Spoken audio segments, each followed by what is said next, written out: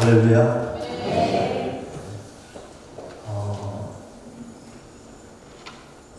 신부 가문에 계실 때 왔을 때하고 또 우리 담임 목사님 불러주셔서 이렇게 오니까 분위기가 많이 달라진 것 같아서 이제 이렇게 막 그 열기와 또 찬양의 열기와 뜨거움들이 느껴져서 너무 감사합니다. 그 전에도 안 좋았다는 건 아니지만 감사합니다. 저는 2시 40분에 예배가 시작된다 그래서 제 생각에는 3시 10분이면 말씀이 끝나겠다 생각을 했는데 벌써 3시 15분이 지나서 이제 네. 아무튼 일신교회 선교 축제에 초대해 주셔서 하나님 말씀을 전할 수 있게 해주시고 또 저희 교회 사역을 소개해 드릴 수 있게 있는 기회를 허락해 주셔서 먼저 하나님께 영광을 돌리고 또 우리 담임 목사님과 성도님들에게 감사를 드립니다. 우리 교회 사역은 말씀 중간에 제가 소개를 간단하게 해드리겠습니다. 오늘 우리는 재판장 앞에 나와서 끊임없이 간청을 드렸던 한 과부의 비유를 묵상해 보려고 합니다. 한 고을에 권위주의적이었던 한 재판장이 있었습니다. 그는 스스로도 나는 하나님도 두렵지 않아 그런 생각을 갖고 있었어요. 그러니 사람을 대수롭지 않게 생각하는 것은 당연했지요. 그런데 그 고을에 한 과부가 살고 있었는데 재판장 앞에 나와서는 나의 억울함을 풀어달라 하소연합니다. 한두 번 모른 채 했어요. 거절도 하고 무시도 하고 모욕도 하고 윽박을 질러 보내기도 하고 그랬습니다. 그런데도 아랑곳하지 않아요. 그냥 찐득이같이 마냥 달라붙습니다. 재판관은 한동안 들어주지 않다가 마침내 속으로 말합니다. 내가 하나님도 두려워하지 않아 사람도 무시하나 너무 괴롭다. 이 여자에게는 올바른 판결을 내려주어야겠다. 그렇게 하지 않으면 끝까지 나를 괴롭히겠다 생각을 했습니다. 참 대단하지요. 이 여인을 묵상을 해보면 우리는 주님 앞에 나와 엎드려서 자기의 딸을 고쳐달라고 그 간청했던 한 여인이 생각이 나요. 수로보니게 여인 기억나십니까? 내 딸의 병을 귀신 들린 내 딸을 고쳐달라고. 그러니까 주님께서 참 이상하게 자녀의 떡을 취하여 개들에게 던짐이 마땅치 않다. 그런데 이 여인이요 옳습니다 주님. 그러나 개들도 뭐라 했습니까? 주인의 상에서 떨어지는 부스러기를 먹고 삽니다. 살지 않습니까? 이 부스러기 은혜라도 좀 달라고 하는 그런 그 요청이었습니다. 주님께서 그 여인의 말을 듣고 여자야 내 믿음이 크도다 내 소원대로 되리라 그랬습니다. 어머니의 끈질긴 믿음을 칭찬하셨습니다. 그런데 이제 오늘 이 본문의 말씀을 자세히 보면 주님께서 이 여인의 믿음과 자세를 주님의 재림과 연결시키고 있어요. 주님의 재림이다. 그럼 8절 말씀 우리 다시 한번 8절 함께 읽어볼까요? 누가복음 18장 8절 말씀입니다. 시작. 내가 너희에게 이르노니 속히 그 원한을 풀어주시리라. 그러나 인자가 올 때에 세상에서 믿음을 보겠느냐 하십니다. 아멘.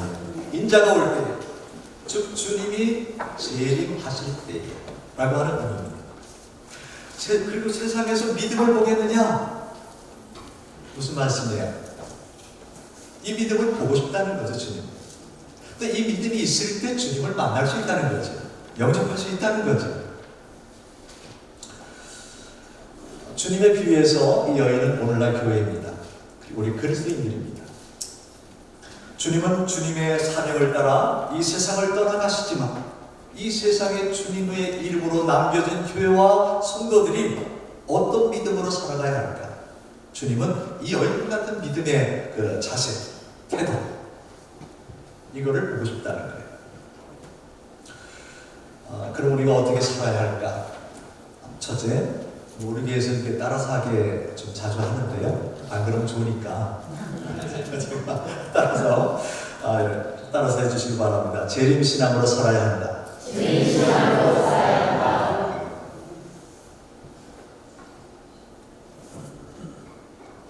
마라나타, 주 예수여 어서 오시옵소서. 주님은 다시 오십니다. 그런 뜻인데요. 이 단어는 초대교회 인사말이었습니다. 따라서 합시다. 마라나타. 마라나타. 그럼 아멘. 그럼 아멘. 주 예수님 다시 오십니다. 아멘. 주님 어서 오시옵소서. 아멘. 그런 인사말이었습니다. 참 초대교회는 신앙을 지키기가 너무 어려웠죠. 신앙을 지키기 위해서 직장을 잃고 사회적으로 고립되고, 그래서 박해 시대에는 그 산에 불을 파서 살았어요.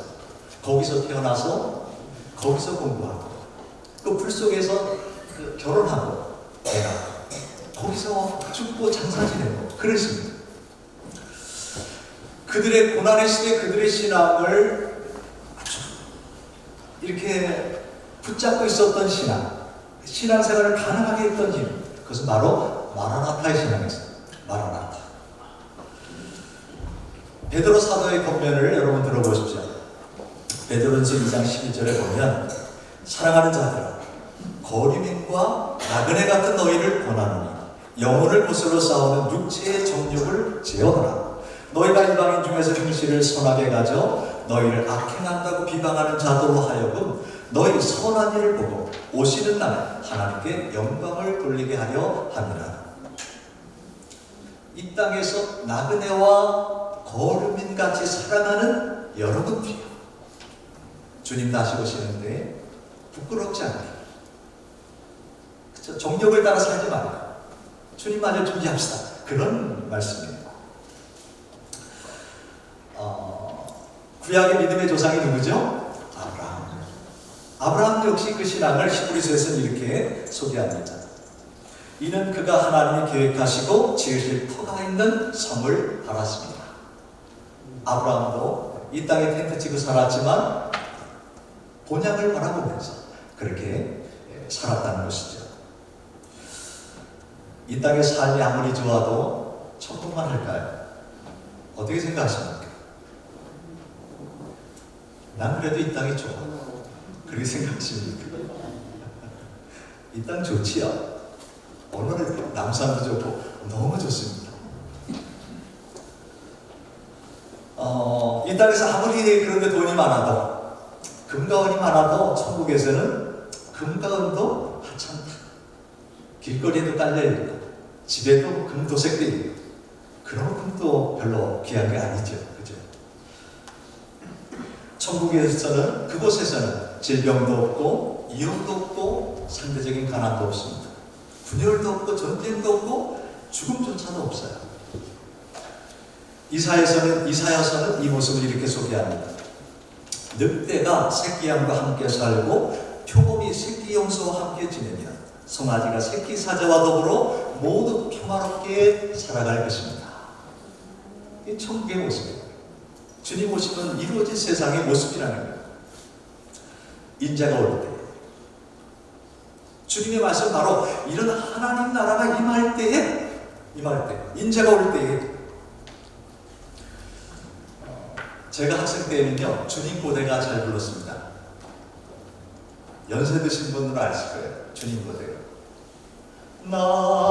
낮에나 밤에나 눈물 머금고. 아세요? 모르세요? 제가 그렇게 나이가 많은 게 아니에요. 내 주님 모시기만 고대합니다. 가실 때 다시 하신 예수님, 오지요 이 시간에 오시옵소서. 그런 찬양, 손양호 목사님이 이제 작사하셨던 주님 고대가. 그 찬양 부르면서 학생 때 은혜 받을, 이게 은혜 정말 받을 때는 주님 뵙고 싶어가지고, 주님 품에 안기고 싶어가지고 빨리 천국 가고 싶었어요. 그러니까 제가 기도할 때마다 하나님 빨리 천국 데려가다가 저는 주님 뵙고 싶습니다. 뒤에 있는 전사님이 뒤통수한테 딱 치더라고요. 할 일만 있는데 그 순수함과 열정은 그때를 참 저도 따라가기 힘든 것 같은데 우리 신앙이 자꾸 세속화되고 그때보다 좀 멀어진 것 같은 느낌. 왜 그런지 저만의 느낌인지 모르겠습니다. 마라나타 아멘. 인자가 올 때 세상에서 이런 믿음을 볼 수 있겠느냐. 인자가 올 때 주님 우리 사실 우리 신앙이 재림신앙이 살아있다고 한다면 아멘 주 예수 오시옵소서. 이 신앙이 살아있다고 한다면 사실 모든 문제가 별로 큰 문제가 아닙니다. 재림신앙을 회복하시길 바랍니다.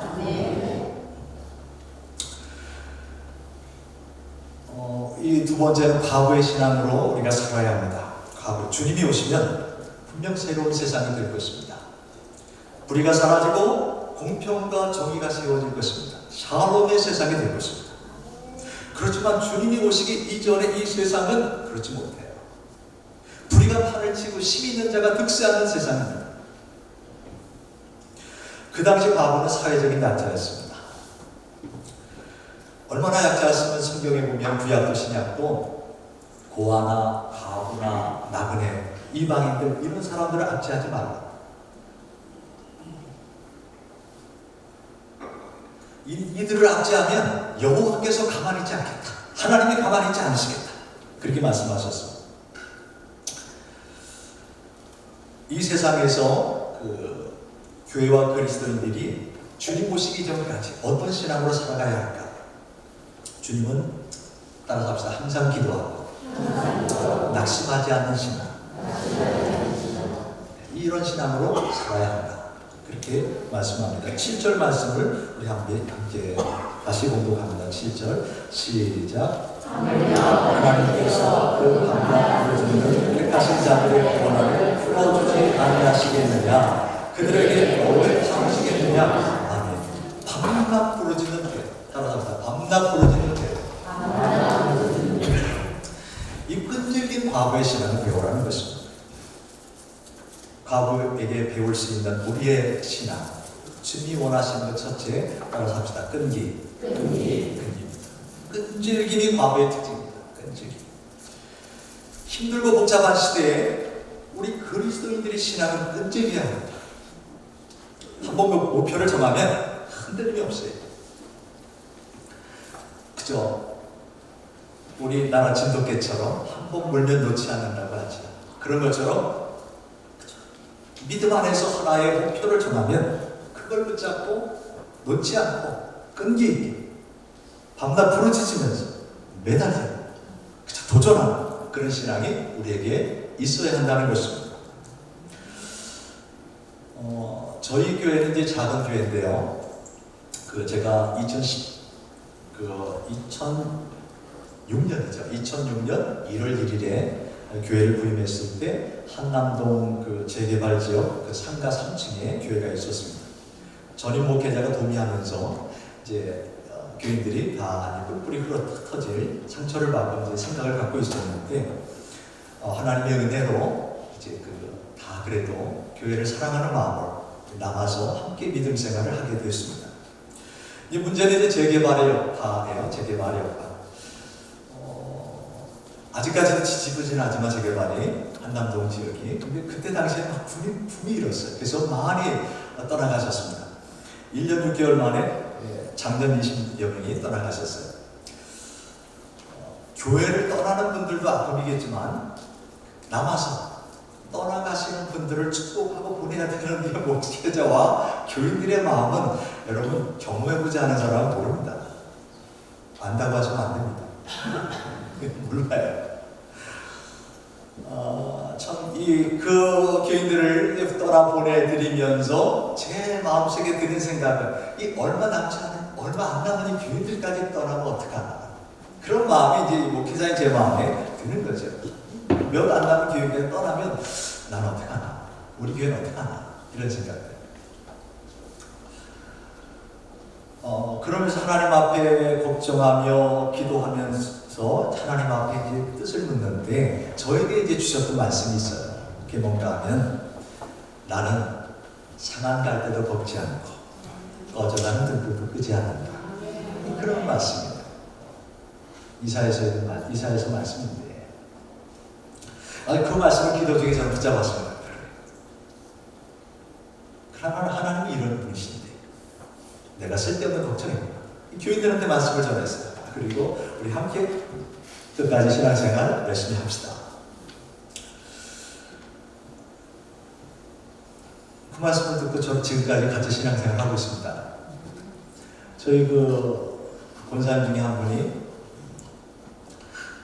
저희 교회가 1999년 12월 26일 날 이제 전임자에서 개척이 됐는데 개척하는 그날부터 지금까지 벌써 17년 돼가잖아요, 그죠? 주방을 맡아서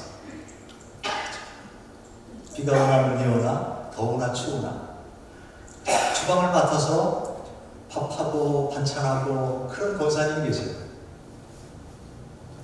저는 몰랐는데 그 주방에서 한겨울에 춥거든요. 그 난로도 없고 이렇게 주방이 보통 다 흥미진 곳에 있잖아요. 거기서 밥하면서 많이 울었다 그래요. 나중에 얘기하면 많이 울었다.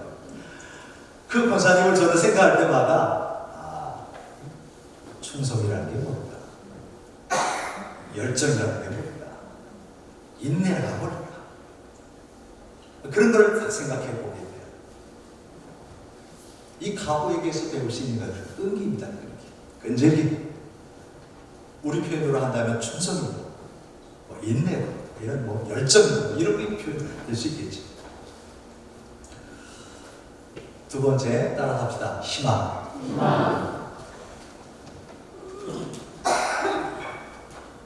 불의한 재판관은 불의하기로 소문난 사람이었습니다.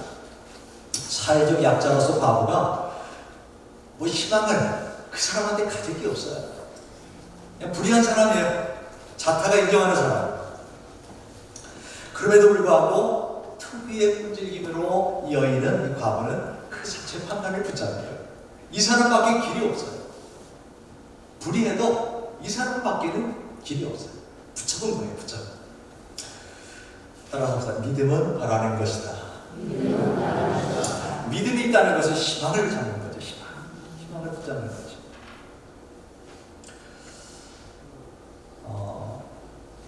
시인 박노해 씨가 불온한 혁명가로 낙인이 찍혀서 무기징역을 선언받고 감옥에 수감됐습니다.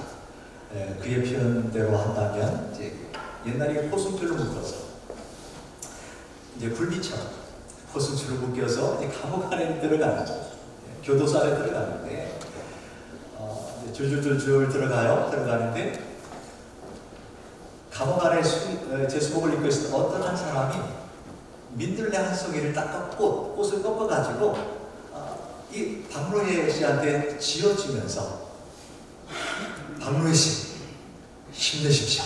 그랬다는 거예요. 이 박노해 씨가 이 사람이 도둑인가 강도인가 모르겠지만 그걸 자꾸 지어주길래 그걸 갖고 이제 독방 한 평 조금 넘나요? 그 독방에 들어가서 단식 투쟁을 하면서 민들레꽃 하나를 코에도 대어보고 입에도 대어보고 볼에도 대어보고 이마에도 대어보고 꽃이 질 때까지. 근데 그게 이렇게 위로가 되더래요. 민들레꽃 한 송이입니다. 그러면서 그가 감옥 안에서 고백하기를 따라서 합시다. 산다는 것은 정녕 아름다운 것이다. 그 독방에서 민들레꽃 하나 시들어가는 그 꽃 하나 붙잡고 박노해 씨는 그렇게 이제 고백했습니다. 그가 나중에 민들레처럼이라는 그 시를 이제 이런 대목이 있습니다. 민들레꽃처럼 살아야 한다. 특별하지 않을지라도 결코 빛나지 않을지라도 흔하고 너른 들풀과 어우러져 거침없이 피어나는 민들레. 민들레 뜨거운 가슴 수천 수백의 꽃씨가 되어 해방의 복을 부린다. 민들레의 투혼으로 민들레가 하얗게 꽃이 피잖아요. 훅을 확 날아가잖아요. 들꽃인데 생명력이 강한 것이 민들레인데요. 그런 강인함으로 수박을 붙들고 사는 아름다운 것이다. 이 노래한 거죠. 우리 그리스도인들은 믿음이 있기에 어떤 환경, 어떤 순간을 맞이해도 희망을 우리는 가져야 되고 희망을 바라봐야 할 줄로 믿습니다. 저희 교회가 현재 하고 있는 사역이 그 지역을 섬기는 사역입니다. 지역아동센터를 운영하고 있습니다. 지역아동센터는 그저 작은 복지관이라고 생각하면 돼요. 방과후에 아이들이, 저소득 아이들이, 돌봄을 받기 힘든 아이들이 와서 밥도 먹고 간식도 먹고 숙제 지도도 받고 공부도 배우고 여름에는 캠프 가고 또 영화도 보여주고 문화체험도 하고 이런 일들을 하고 있는 이제 기관입니다. 현재 정교사 2명과 많은 자원봉사 선생님들이 아이들을 37명의 아이들을 섬기고 있습니다. 이런 사역을 우리 교회가 하게 된 이유가 있습니다. 제가 풍성한 교회 부임하고 나서 끊임없이 스스로에게 물었던 질문이 있었습니다. 작은 교회가 존재할 이유가 있을까? 작은 교회 목회하는 목회자인 제가 저 스스로의 이제 정체성에 이제 혼란이에요. 교회를 떠나가거나 이렇게 하면서 작은 교회가 존재할 이유가 있을까? 그 한남도 주변에 100년, 장로교회 포함해서 100년 된 교회가 여러 개가 됩니다. 감리교회만 해도 2개가 되고 장로교회도 그렇고 여러 개 100년 된 넘교회가 있는데 그 가운데 삼곡대기에 있는 이 작은 교회가 존재할 이유가 있을까? 목회자인 나는 우리 교회는 어디서 그 이유를 찾아야 할까? 기도와 고민을 하던 중에 제 눈에 보인 것은 이제 방황하는 청소년들이었습니다. 한남동이 이태원 그 이슬람 사원 근처에 있기 때문에 다문화 아동들이 많았고 또 재개발 지역이기 때문에 가난한 분들이 또 많죠. 방황하는 청소년들이 많아요. 가출하고 또 그 PC방에 살고 또 혼숙도 하고 술, 담배는 기본이고 도적질하고 이런 아이들 떠돌아다니는 아이들 이 눈이 들어온 거예요. 얘들을 어떻게 할까? 그래서 걔네들을 불러다가 뭔가 좀 이렇게 신앙교육을 시켜야 되겠다 싶어서 이제 라면도 끓여주고 또 축구팀을 만들어서 축구팀도 운영하고 농구팀도 운영하고 야구팀도 운영하고 막 그랬어요. 작은 교회였는데 엄청나게 그런 일들을 해봤습니다. 그랬는데 그러면서 자연스럽게 시작된 게 이제 무료급식소였어요. 무료급식소. 청소년들이 한 20여 명 이제 매마다 와서 밥을 먹고 가고 그랬어요. 정말 냄새나는 아이들입니다. 네. 하루는 이제 구청에서 직원이 찾아왔어요.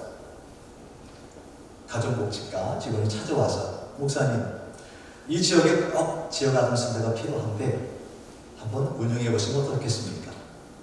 그래요? 저는 아무 생각이 없었는데 그래서 하나님 앞에 이제 기도를 하면서 이건 좀 다른 일인데 하면서 기도하면서 근데 기도하는 저에게 주셨던 말씀이 있습니다.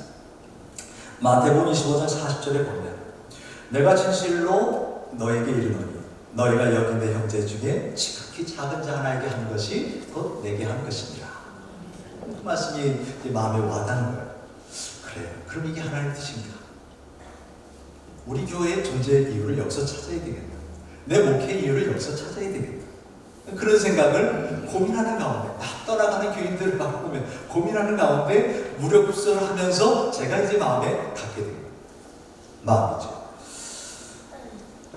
근데 문제는 돈이었습니다. 돈.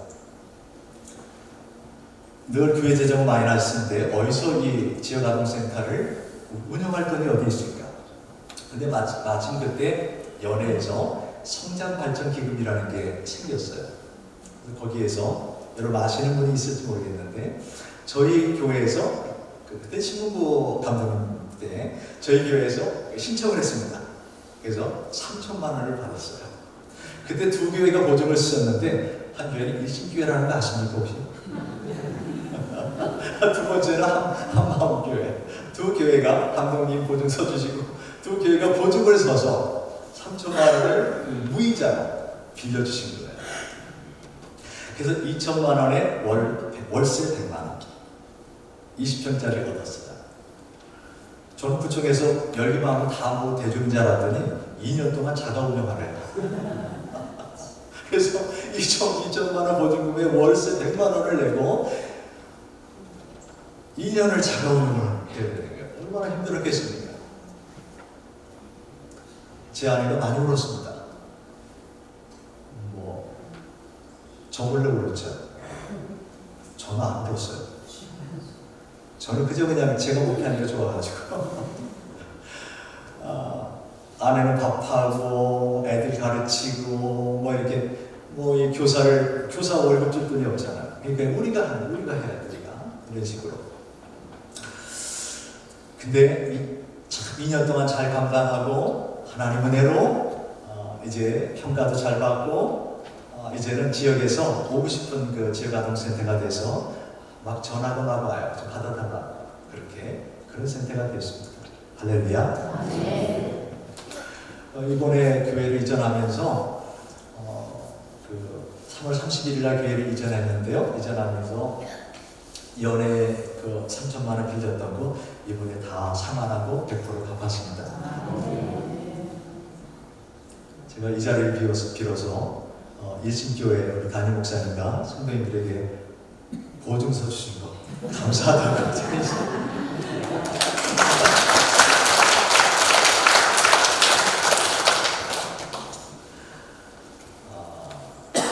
어떤 환경에서도 희망을 키워야 희망. 이게 이제 주님이 보고 싶은 거죠. 불의한 재판관에게도 희망을 가졌다는 거예요. 믿음을 가졌다는 거예요. 우리에게 믿음이 있다는 거예요. 상황이 어떻든지 우리에게 희망이 있을 것입니다. 이런 믿음을 보고 싶다. 주께서 말씀하시는 거죠. 세 번째는 따라서 합시다. 기도. 쉬지 말고 기도하라. 항상 기도하라. 성령 안에서 무시로 기도하라. 기도 없이 이 세상을 어떻게 살아갈 수 있겠습니까? 고난이 있으면 개성 안에 동산에 주님처럼 기도해야 돼요. 그죠? 편안하면, 모든 게 편안하면, 찬양하면, 성령 안에서 무시로 기도해야 돼요. 그래야 되죠. 저와 우리 교회는 이 주님의 말씀 주신 사역을 붙잡고 그저 달려갈 길 다 달려갈 것이고 주님 오시는 그날까지 교회 존재의 목적 이유를 붙잡고 사역하고 달려갈 것입니다. 우리 일신교회는 이런 큰 교회는 하나의 이제 선교 함성과 같다고 생각합니다. 저희 교회 같은 작은 교회는 작은 어선들이죠. 함성도 필요하고 어선도 다 필요하죠. 저와 우리 교인들은 몇 안 되지만 열심히 기도하면서 지역을 주님 주신 사명과 말씀 붙잡고 섬기고 충성할 텐데 우리 일신교회 같은 정말 훌륭하고 큰 교회는 열심히 같이 기도해 주시면 얼마나 좋겠습니까? 네. 할렐루야. 네. 기도를 부탁드립니다. 네. 불러주셔서 감사드리고요.